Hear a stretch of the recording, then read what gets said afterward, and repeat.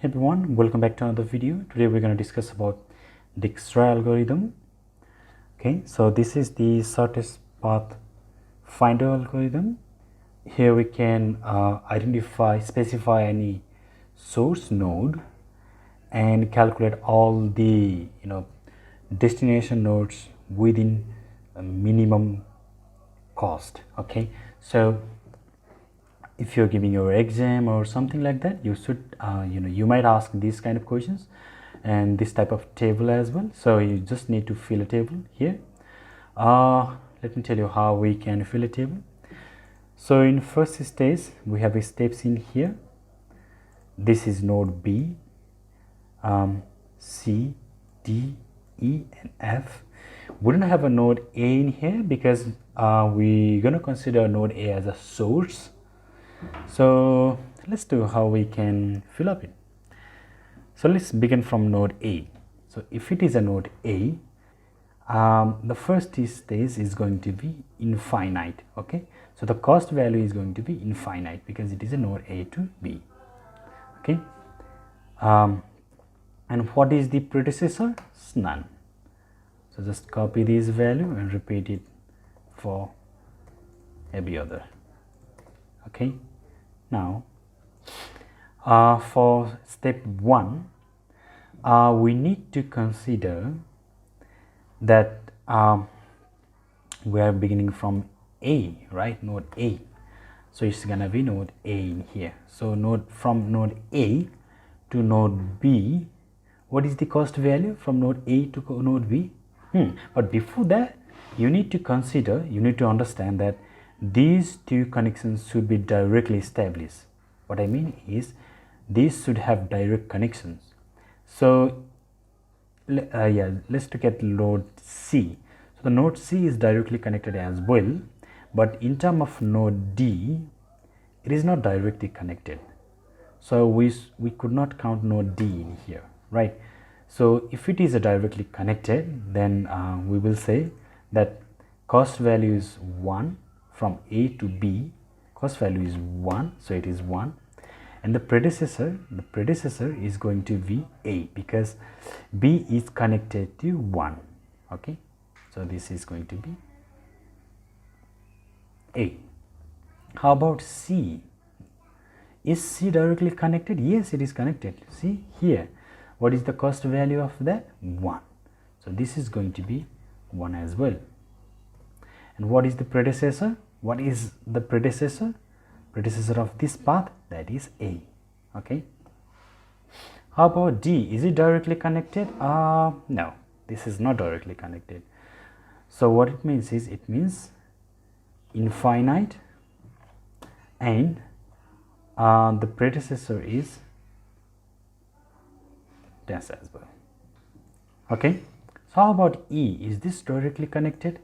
Yes, it is directly connected. And what is the cost value? 3.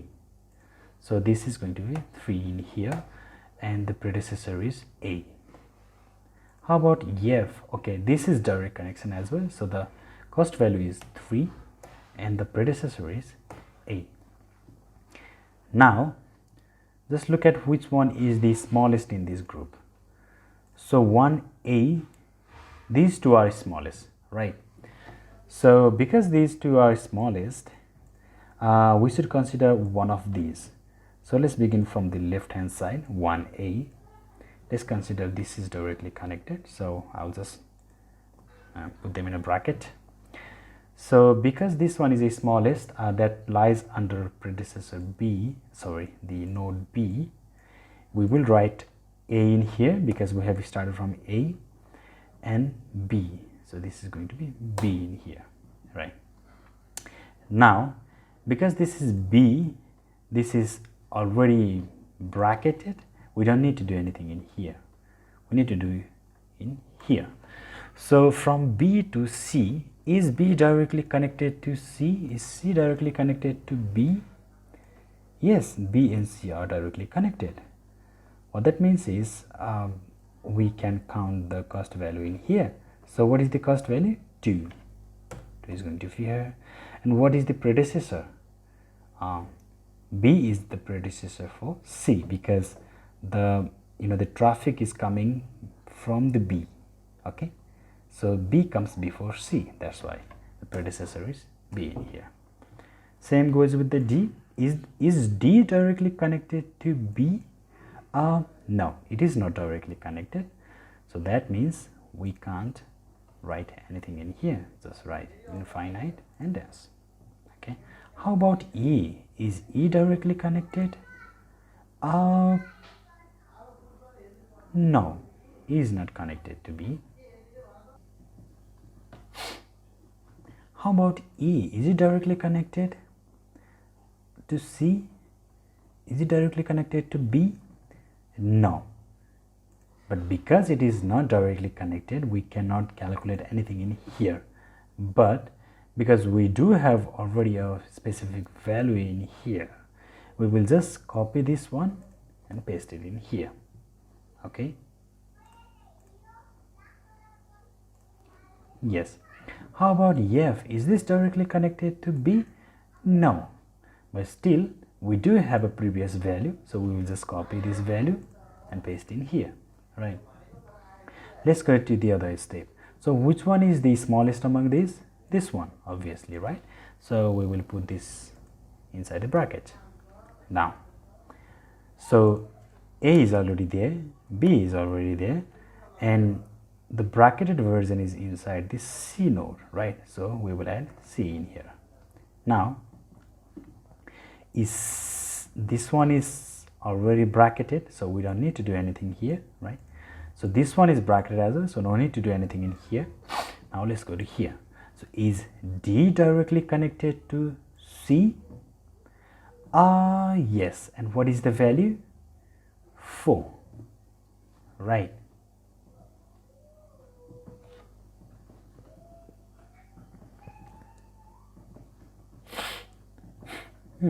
I did one mistake in here, because C is directly connected to B and the cost is 2. Still, we need to calculate everything from the A.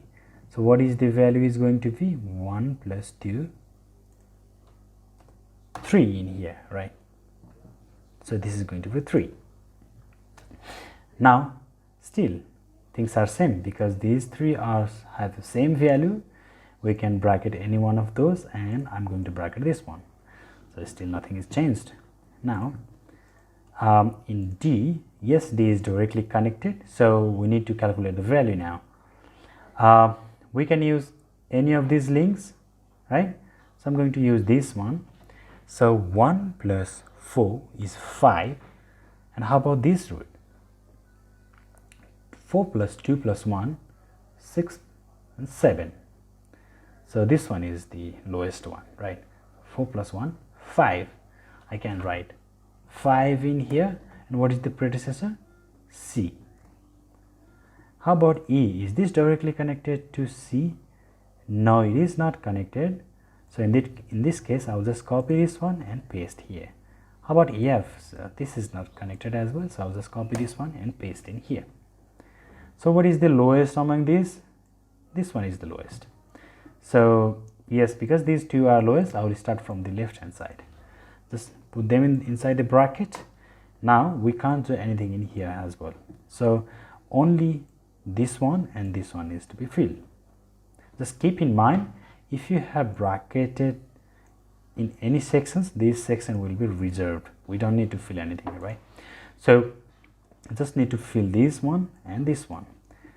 Now, because this bracketed version lies inside the E node, we will add E in here. So A is already there, B is there, C is there, and E. Okay. Now in this step, is D directly connected to E?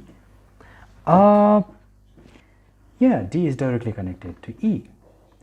So, and what is the cost? 3 plus 2, 5, right? And 4 plus 1 is 5. So it was 5 previously, now it is going to be 5 as well. So 3 plus 2, 5. So 5, and what is the predecessor? E, because D is connected to E, that's why the predecessor is going to be E. Okay, this is reserved. How about F? Is F directly connected to E? Yes, that is connected. So what is the value? 3 plus 1, 4 and 3. So 3 is the lowest one. I will just keep 3 and the predecessor is A. We just need to keep the lowest one, right?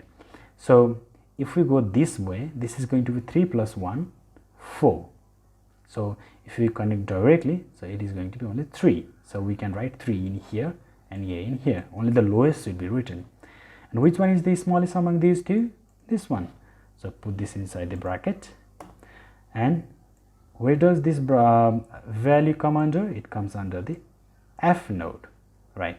So we will write here A is there, B is there, C is there, E is there, and the new one is F. Okay, so A, B, C, E, F. So we left with the D now. So this one is reserved because we have a bracket here. This one is reserved, this one is reserved, this one is reserved, and only this one is left. Now, so is F directly connected to D? No, D is not directly connected to F. So that means we will still write F inside F5E. Is F directly connected to D? No, it is not connected. However, if it is not connected, we need to pick the lowest among these or calculate it in here. So from A to D, if we go this way, it's going to be 3 plus 2, 5, and 4 plus 1, 5. So let's go this way. So 5 and E, the same root, nothing is changed. Is this the lowest among these? Obviously, because there is nothing else to be compared. Okay, so because we do have A in here, B in here, C here, E here, F, now the new one is going to be D. So just D in here. Once every node is collected in here, so we do have A, B, C, D, E, F, and we have A, B, C, D, E, F. So every other nodes are collected in here. It means the process is completed. This is how we calculate the Dijkstra's algorithm. I hope you like this video. Thank you so much, guys, and